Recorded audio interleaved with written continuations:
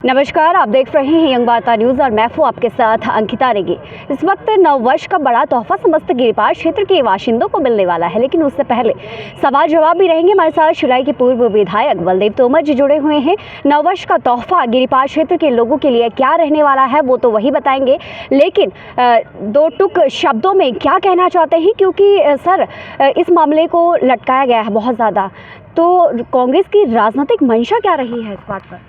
सबसे पहले तो मैं आपके चैनल के दर्शकों को नव वर्ष की बहुत बहुत बधाई देता हूँ, बहुत बहुत शुभकामनाएं देता हूँ। जी।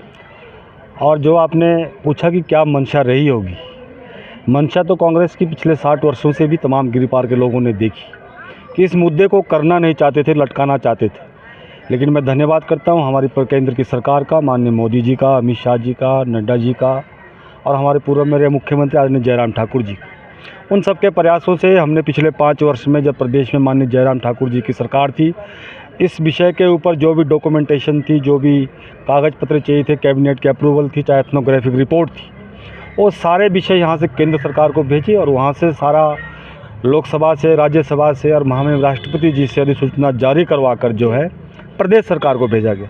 और पिछले 4 अगस्त को, लगभग 4-5 महीने पहले, अगस्त के महीने में अधिसूचना हो चुकी थी, लेकिन उसके बाद प्रदेश सरकार ने इसको राजनीतिक लाभ के लिए लटकाने का प्रयास किया। और लटकाने के प्रयास में एक स्पष्टीकरण का बहाना लगाकर, जो कि जिसका कोई औचित्य नहीं बनता है, केंद्र सरकार को एक चिट्ठी लिख दी। लेकिन मैं बधाई देना चाहता हूं तमाम गिरिपार के लोगों को, जो स्पष्टीकरण इन्होंने मांगा था वो पिछले कल जो है वो प्रदेश सरकार को आ गया है।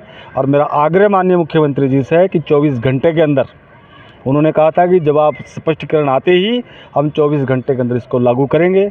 हमारा माननीय मुख्यमंत्री से आग्रह है कि हमारे गिरिपार के नौजवानों के हितों में इसको जल्दी से जल्दी आप लागू करें।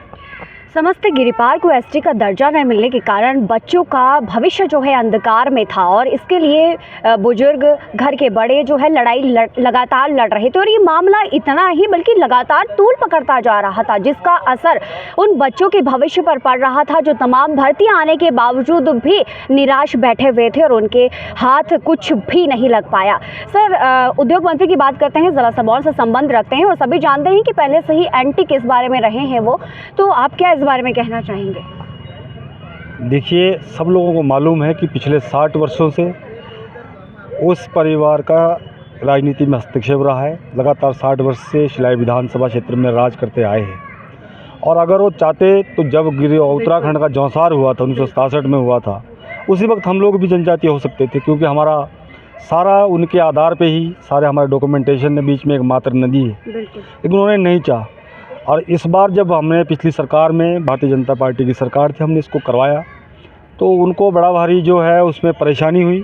लेकिन हमारा कहना था कि लोग, विधानसभा का चुनाव हो गया, आप चुनाव जीत गए, आप प्रदेश में काबीना मंत्री है, तो इस विषय को जब प्रदेश केंद्र सरकार से आ गया था तो उनको लटकाने का प्रयास नहीं करना चाहिए था, क्योंकि इसी क्षेत्र से ताल्लुक़ रखते हैं, तो उनको उसको जल्दी करना चाहिए था। लेकिन वो केंद्र सरकार में भेजकर 4 महीने का समय लगा दिया। उसके बीच वो लगातार दिल्ली कई बार गए। क्या स्पष्टीकरण मांगना जरूरी था? नहीं था, बिल्कुल भी नहीं था। आज भी स्पष्टीकरण जिन्होंने 3 बिंदुओं पे मांगा था, वो तीनों बिंदु प्रदेश की सरकार ने जो ड्राफ्ट बनाकर दिल्ली को भेजा था, वही सरकार अप्रूवल होकर आया है। उसमें हमारे अनुसूचित जाति के भाई लोग हैं, उनकी मंशा के अनुसार उन्होंने चाहा कि हम इसमें नहीं रहना है, उन्होंने लिख के उनको हटा दिए गए, तो उसमें क्या स्पष्टीकरण मांगना था? दूसरा कहा कि हाटी हमें मालूम नहीं कौन है। जब एथनोग्राफिक रिपोर्ट यहाँ से गई है तो उसमें स्पष्ट है कौन हाटी है। और तीसरा, उन्होंने एक सवाल और पूछा गया था, उसमें अपना तीसरा सवाल भी था, उसमें भी कुछ ज़्यादा औचित्य नहीं बनता था। तो लेकिन आज परिस्थिति ये होगी कि राजनीतिक लाभ के लिए उन्होंने 4 महीने हमारे नौजवानों का भविष्य, जो बच्चे पढ़ रहे थे, जिनके बच्चों के टेस्ट थे, जिन बच्चों ने फॉर्म भरने थे, एडमिशन लेनी थी, उन सब का भविष्य 1 साल के लिए पीछे चला गया, क्योंकि डेट्स निकल गई, उनको उसका लाभ नहीं मिला है। तो इसलिए उन्होंने इसमें मात्र राजनीति करने के लिए इसको उलझाने का काम किया, और कुछ नहीं था। खुशखबरी आपने दी है, नववर्ष का तोहफा पे दिया है, जानना चाहेंगे कि क्या स्पष्टीकरण केंद्र से आया है? जो उन्होंने मांगा था केंद्र ने सारा स्पष्टीकरण दे दिया है। उन्होंने कट ऑफ डेट मांगी थी कि कब से इसको लागू करना है, उन्होंने नोटिफिकेशन की कॉपी साथ लगाकर उनको भेज दी है। उन्होंने कहा था कि इसमें अनुसूचित जाति को रखना है या कि नहीं रखना है, वो साथ वो तो पहले ही यहाँ से डाउट बन के गया, उन्होंने खुद ही इसमें मना किया है। जो अगर हाटी कौन है वो भी उन्होंने एथनोग्राफिक रिपोर्ट भेज दी है कि जो आपने यहाँ से भेजी है वो हाटी है। तो सारे जवाब तो पहले ही थे, वही केंद्र सरकार ने दोबारा उनको चिट्ठी बनाकर भेज दी है। तो अब 24 घंटे का इंतज़ार आपको भी रहेगा और हमें भी रहेगा, तमाम गिरी पार के लोगों को भी रहेगा कि कब वो सर्टिफिकेट हमारे नौजवानों को मिले, जिससे कि हमारे क्षेत्र को इसका लाभ मिले। देखिए बहुत बहुत खुशखबरी है। हमारे साथ शिलाई के पूर्व विधायक बलदेव तोमर जी जुड़े हुए हैं। नववर्ष का ये बड़ा तोहफा तो दिया है।